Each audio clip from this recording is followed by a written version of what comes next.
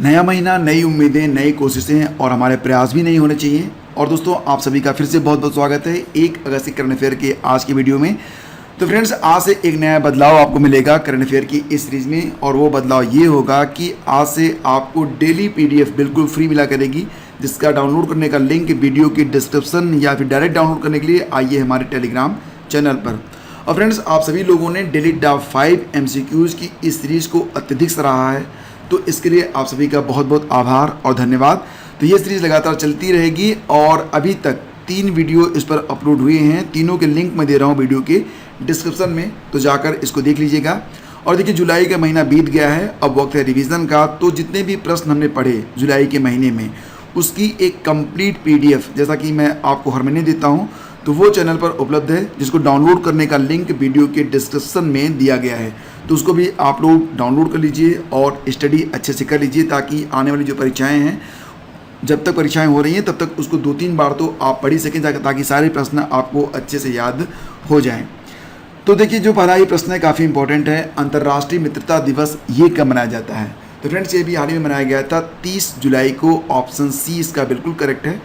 और इसकी शुरुआत हुई है 2011 से। यूनाइटेड नेशन ने इसकी घोषणा 2011 में की थी, और कोशिश ये की गई कि पूरी दुनिया में जितने भी नस्ल, रंग, लिंग, धर्म आदि के बावजूद भी विभिन्न देशों के लोग एक सूत्र में बंधे रहें, और इसी के लिए अंतर्राष्ट्रीय मित्रता दिवस की घोषणा यूनाइटेड नेशन के द्वारा की गई थी।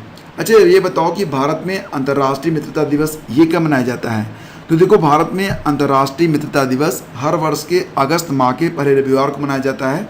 इस बार यानी कि वर्ष 2021 में भारत में अंतर्राष्ट्रीय मित्रता दिवस यह 1 अगस्त 2021 को मनाया गया है। मानव तस्करी के विरुद्ध विश्व दिवस ये कब मनाया जाता है?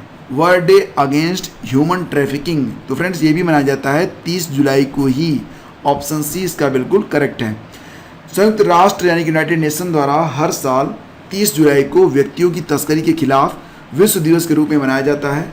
2013 में महासभा ने मानव तस्करी के शिकार लोगों की स्थिति के बारे में जागरूकता बढ़ाने और उनके अधिकारों के प्रचार और संरक्षण के लिए 30 जुलाई को व्यक्तियों की तस्करी के खिलाफ विश्व दिवस, world day against trafficking in persons के रूप में नामित किया था। व्यक्तियों की तस्करी के खिलाफ विश्व दिवस 2021 की थीम क्या है? पीड़ितों की आवाज़ें आगे बढ़ेंगी, victims voices lead the way. इस वर्ष की थीम मानव तस्करी के शिकार लोगों को अभियान के केंद्र में रखती हैं, और मानव तस्करी से बचे लोगों से सुनने और सीखने के महत्व को उजागर करेंगी। ड्रग्स और क्राइम पर संयुक्त राष्ट्र कार्यालय का मुख्यालय कहाँ पर है? ये वियना, ऑस्ट्रिया में है।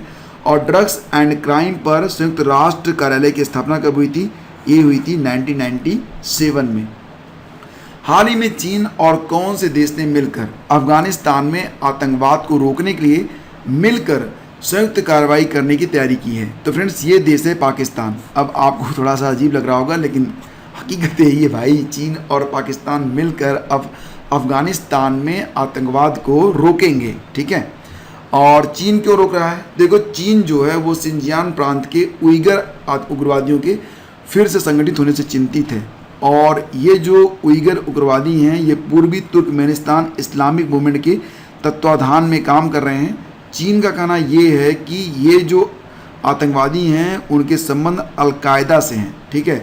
और बस पाकिस्तान को लेकर चीन अब आतंकवादियों से लड़ेगा अफगानिस्तान में। राष्ट्रीय शिक्षा नीति के 1 साल पूर्ण होने के अवसर पर प्रधानमंत्री नरेंद्र मोदी ने गांव के बच्चों को प्ले स्कूल की सुविधा देने के लिए किस कार्यक्रम की शुरुआत की है? तो ये कार्यक्रम जो शुरू किया गया है, इसका नाम है विद्या प्रवेश कार्यक्रम। ऑप्शन ए इसका बिल्कुल करेक्ट है, याद रखना, एग्जाम में ये जरूर आएगा। तो नई शिक्षा नीति के सुझावों पर NCERT द्वारा बच्चों के लिए 3 माह का स्कूल प्रिपरेशन मॉड्यूल, जिसका नाम रखा गया है विद्या प्रवेश, इसको तैयार किया गया है। और इस पाठ्यक्रम में बच्चों के लिए अक्षर, रंग, आकार और संख्या सीखने के लिए रोचक गतिविधियां शामिल की जाएंगी। मकसद है शिक्षा की शुरुआत से ही आधारशिला को मजबूत करना, ताकि समाज में सभी समान रूप से आगे बढ़ सकें। PM मोदी ने बताया कि विद्या प्रवेश कार्यक्रम के जरिए प्ले स्कूल का कंसेप्ट दूर दराज के इलाकों और गांव-गांव में जाएगा। ये यूनिवर्सल प्रोग्राम के तहत लागू होगा। राज्य भी अपनी ज़रूरत के हिसाब से इसे लागू करेंगे। बच्चा चाहे गरीब हो या फिर अमीर हो, उसकी पढ़ाई जो होगी वो अच्छे से होगी और हंसते हंसते होगी। तो यहाँ पर जैसा कि आप जानते हो कि जो न्यू एजुकेशन पॉलिसी थी इसे कब लागू किया गया था? 29 जुलाई को लागू किया गया था 2020 में। तो यहाँ पर प्रधानमंत्री नरेंद्र मोदी जी ने कई सारे जो है नए इनिशिएटिव लॉन्च किए हैं। इसमें एक तो हो गया आपका विद्या प्रवेश, दूसरा है launch of Indian sign language as a subject, जो सांकेतिक भाषा होती है। निष्ठा 2.0 को भी लॉन्च किया गया। एक सफल नामक जो इनिशिएटिव है इसको भी शुरू किया गया है। Launch of website AI for public, artificial intelligence पर आधारित एक वेबसाइट को भी शुरू किया गया है। Launch of academic bank of credit and multiple entry exit, launch of first year engineering programme in regional language. ये कितनी भाषाओं में होंगे? ये 11 भाषाओं में होंगे, याद रखना। Guidelines for internationalisation of higher education और launch of national digital education architecture यानी कि NDEAR and NETF national education technology forum. तो इतने कार्यक्रम शुरू किए गए हैं 29 जुलाई 2020 को और 29 जुलाई 2021 को। और जैसा कि आप जानते हो 29 जुलाई 2020 को न्यू एजुकेशन पॉलिसी को लॉन्च किया गया था। फ्रेंड्स, एग्जाम में अक्सर एक प्रश्न आता है कि न्यू एजुकेशन पॉलिसी 2020 के पहले कौन सी एजुकेशन पॉलिसी लॉन्च हुई थी? तो ये 1986 वाली लॉन्च हुई थी। 1986 के बाद 2020 वाली लॉन्च हुई है। और जो 2020 की एजुकेशन पॉलिसी है इसे प्रसिद्ध अंतरिक्ष वैज्ञानिक के कस्तूरी रंगन की अध्यक्षता की समिति की रिपोर्ट पर इसे तैयार किया गया है। तो एग्जाम के लिए सारे पॉइंट्स काफ़ी इंपॉर्टेंट हैं, इसको आप याद रखना। हाल ही में किस देश के राष्ट्रीय कला संग्रहालय में रखी भारत की तस्करी की हुई 14 मूल्यवान कलाकृतियों को वापस करने पर सहमति हुई है? तो ये जो 14 मूल्यवान कलाकृतियां हैं ये कहाँ पर रखी हुई हैं? ये ऑस्ट्रेलिया में रखी हुई हैं। तो ऑप्शन बी इसका बिल्कुल करेक्ट है। इसमें पीतल और पत्थर की कुछ मूर्तियों के अलावा कुछ मूल्यवान पेंटिंग्स भी रखी है। साल 1989 से लेकर 2009 के बीच में ये कलाकृतियाँ NGA के अधिकार में हैं। साल 2014 में संग्रहालय की ओर से $50 लाख मूल्य वाली एक शिव जी की मूर्ति को भारत को वापस किया गया था। आगे बढ़ते हैं। ये बताओ कि अंतर्राष्ट्रीय बाघ मानक कार्यकारी समिति ने भारत के कितने टाइगर रिजर्व को अंतर्राष्ट्रीय मानकों पर खरा बताया है? तो फ्रेंड्स, जैसा कि आप जानते हो भारत में अब कुल मिला के 52 टाइगर रिजर्व हो गए हैं। हाल ही में जो यानी कि 52वां टाइगर रिजर्व बना है वो क्या है? Ramgarh Vishdhari tiger reserve. ये कहाँ पर है? ये राजस्थान में है। तो अब कितने हो गए हैं? 52 टाइगर रिजर्व हो गए हैं। लेकिन उनमें से मात्र 14 टाइगर रिजर्व ही ऐसे हैं जो कि अंतर्राष्ट्रीय बाघ मानक कार्यकारी समिति के जो पैमाने हैं उस पर वो जो मानक हैं उस पर वो खरे उतर रहे हैं। तो ये जो 14 टाइगर रिजर्व हैं ये कौन कौन से हैं? देखो, एक तो 3 तो असम से हो गए। 3 कौन कौन से हो गए? मानस, काजीरंगा और औरंग। मध्य प्रदेश में सतपुड़ा टाइगर रिजर्व है। कान्हा टाइगर, अच्छा सतपुड़ा टाइगर रिजर्व याद रखना, इसको एक पुरस्कार मिला है, आगे मैं आपको बता रहा हूँ। कान्हा टाइगर रिजर्व जो कि मध्य प्रदेश में है और पन्ना टाइगर रिजर्व। तो 3 हो गए कहाँ से? असम से। 3 हो गए मध्य प्रदेश से। एक पेंच टाइगर रिजर्व है जो कि कहाँ पर है? महाराष्ट्र में है। बिहार से वाल्मीकि टाइगर रिजर्व, उत्तर प्रदेश से Dudhwa tiger reserve, Parambikulam tiger reserve Kerala से, मुदुमलई और अन्नामलई 2 टाइगर रिजर्व हैं तमिलनाडु से, बांदीपुर टाइगर रिजर्व कर्नाटक से और सुंदरबन टाइगर रिजर्व ये कहाँ पर है? तो ये पश्चिम बंगाल में है। तो देखो यहाँ पर बात करेंगे सतपुड़ा टाइगर रिजर्व के बारे में। तो अभी हाल ही में सतपुड़ा टाइगर रिजर्व चर्चा में रहा है क्योंकि इसे एक पुरस्कार मिला है नेटवेस्ट ग्रुप हीरोज अर्थ अवार्ड। और किसके लिए मिला है? सर्वश्रेष्ठ प्रबंधन के लिए मिला है। ठीक है, और ये कहाँ पर स्थित है? तो ये मध्य प्रदेश के होशंगाबाद जिले में स्थित है। अब देखो भारत में कुल कितने टाइगर रिजर्व हैं? एग्जाम में ये प्रश्न पूछा जा सकता है, बहुत ही इंपॉर्टेंट हो गया है। तो 52 हो गए हैं। 52वां जो टाइगर रिजर्व बना है वो बना है Ramgarh Vishdhari tiger reserve. Project tiger की शुरुआत भारत में हुई थी 1973 में। बाघ संरक्षण दिवस अभी हाल ही में मनाया गया था। कब? 29 जुलाई को मनाया गया था। और भारत में बाघों को दोगुना करने का जो लक्ष्य है वो 2022 तक रखा गया है। ये भी याद रखना कि पूरी दुनिया में सिर्फ 13 देश ऐसे हैं जहाँ पर टाइगर यानी कि बाघ पाए जाते हैं। और पूरी दुनिया में जितने भी बाघ हैं उसका अकेले 70% जो बाघ हैं वो केवल भारत में ही पाए जाते हैं। और ये भी याद रखना कि नागार्जुन श्री सैलम अभयारण्य ये भारत का सबसे बड़ा वाला टाइगर रिजर्व है, नागार्जुन श्री सैलम। और ये कहाँ पर है? तो ये आंध्र प्रदेश में है। और ये 5 जिलों नालगोंडा, महबूबनगर, कुर्नूल, प्रकाशम और गुंटूर के जिलों में फैला हुआ है। तो आगे बढ़ते हैं, चलते हैं अगले क्वेश्चन पर। हाल ही में प्रसिद्ध कथाकार मुंशी प्रेमचंद की जयंती मनाई गई। तो बताओ कि कब मनाई गई थी? मुंशी प्रेमचंद की जयंती मनाई गई अभी हाल ही में 31 जुलाई को। ऑप्शन बी इसका बिल्कुल करेक्ट है। अच्छा, मुंशी प्रेमचंद जी की जब डेथ हुई थी कब हुई थी? 1936 में उनकी डेथ हुई थी। तो उस समय वो एक उपन्यास लिख रहे थे, तो उसका नाम क्या है? कई बार एग्जाम में पूछा जा रहा है, तो बताओ। आगे मैं इसका आंसर आपको बता रहा हूँ। तो बात करते हैं उपन्यास सम्राट मुंशी प्रेमचंद की। उनकी 141वीं जयंती मनाई जाएगी इस साल। अगर वो अभी जीवित होते तो उनकी उम्र 141 साल हो गई होती। लगभग 5100 दियों से उनका जो गांव होगा लमही, वो आज जगमगाएगा। प्रेमचंद के आवास, स्मारक और शोध केंद्र को क्षेत्रीय पुरातत्व अधिकारी सुभाष यादव के नेतृत्व में सजाया जाएगा।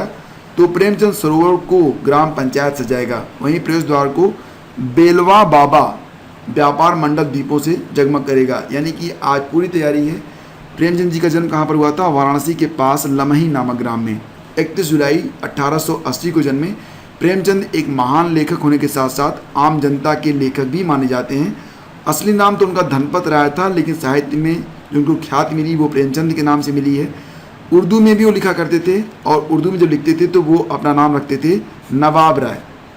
अब मैं आपको बता दूं कि प्रेमचंद का जो अधूरा उपन्यास है तो उसका नाम है मंगलसूत्र, ठीक है। और इसकी PDF अगर आपको चाहिए तो PDF आपको सर्च करोगे तो आपको मिल जाएगी। और 1936 में उनकी मृत्यु हुई थी, ठीक है। आगे बढ़ते हैं। हाल ही में किस अंतरिक्ष एजेंसी ने नौका नामक इंटरनेशनल स्पेस स्टेशन को लॉन्च किया है? नौका, तो ये जो इंटरनेशनल स्पेस स्टेशन है ISS, इसे लॉन्च किया गया है रॉसकॉस्मॉस के द्वारा, जो कि रूस की एक अंतरिक्ष एजेंसी है, ठीक है। तो रूस ने 14 साल की देरी से अंतर्राष्ट्रीय अंतरिक्ष स्टेशन ISS के लिए नौका लैब मॉड्यूल को सफलतापूर्वक लॉन्च कर लिया। इसकी सहायता से रूसी अंतरिक्ष यात्री और अधिक वैज्ञानिक अनुसंधान कर पाएंगे। नौका को रूस की सबसे बड़ी अंतरिक्ष प्रयोगशाला भी बताया जा रहा है। नौका का पूरा नाम रशियन मल्टीपर्पज रिसर्च मॉड्यूल है, MLM के नाम से इसे जाना जाएगा। नौका को कजाकिस्तान के रूस के बैकोनूर कोस्मोड्रोम से प्रोटॉन M रॉकेट के जरिए अंतरिक्ष में लॉन्च किया गया।